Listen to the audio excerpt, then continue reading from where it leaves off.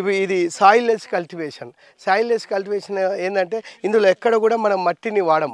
మట్టిని వాడకుండా మనము ఈ కంపోస్టు, తర్వాత కోకోపీటు, తర్వాత సాడాస్టు, తర్వాత మేము తయారు చేసుకున్న ఈ ఎరువు అయితే అవుతుందో వాటితోటి మేము ఇందులో కలుపుకొని మనము ఇది చేసుకుంటాం.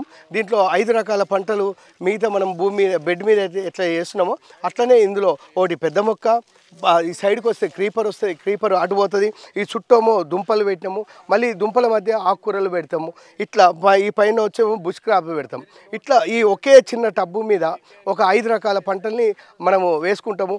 ఈ 5 రకాల పంటలు కూడా ఈయన సాయిల్ లేకుండా ఉంది కాబట్టి ఈలింగ్ ఎక్కువ 1:10 ఎంత లేదన్నా మనకి ఇందులో వాటికంటే ఎక్కువగా మనకు ఫలసాయం వస్తుంది. ప్లస్ మళ్ళీ మనకు ఈ పంట చెట్టు కూడా ఏపుగా పెరుగుతుంది. ఇట్లా మనం కనుక మనకు రకరకాల సాయిల్ వల్ల సాయిల్ బోర్న్ డిసీజులు వస్తాయి కాబట్టి వాటిని నివారించుకున్న వాళ్ళమైతాము. మనకు తర్వాత మనం ఈ సాయిల్లెస్ కల్టివేషన్ కనుక చేసుకోగలిగితే పంట ఎక్కువ దిగుబడి వస్తుంది అని చెప్పి మేము ఈ ప్రయోగాన్ని చేసినాము. ఇది చాలా సక్సెస్ఫుల్గా ఉన్నది.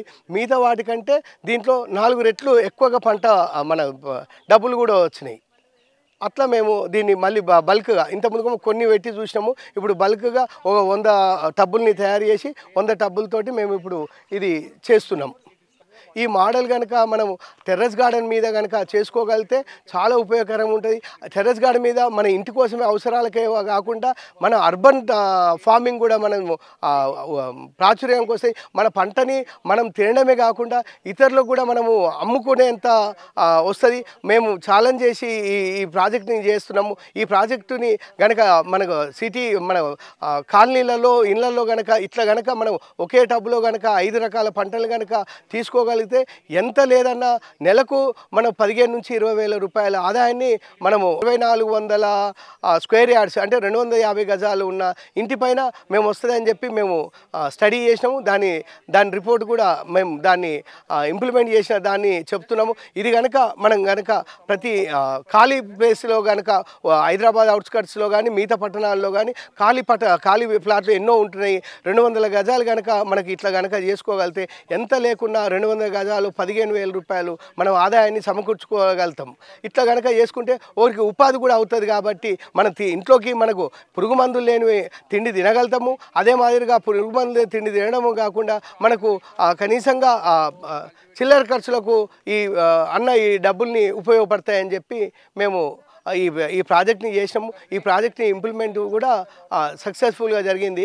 కాబట్టి వీటిని కూడా మీరు అర్బన్ ప్రాంతాల్లో ఉన్న వాళ్ళు ఇవి కనుక ఒకసారి స్టడీ చేసి మళ్ళీ మీరు కూడా దీని లాభ నష్టాలు కనుక మీరు లెక్కలు వేసుకొని లాభం కనుక మీకు అనిపిస్తేనే ఇలాంటి ప్రాజెక్టులు చేయండి. మీకు నష్టం అనిపించింది అనుకో మీరు దీన్ని మళ్ళీ ఇంత మార్పులు చేర్పులు చేయడానికి మేము ప్రయత్నిస్తాం. మీరు కనుక సూచనలు కనుక చేసినట్లయితే మేము మరింత ఇంకా కొంత డెవలప్మెంట్ చేయడానికి కూడా మేము ప్రయోగాలు చేస్తామని చెప్పి మీకు తెలుపుతున్నాం.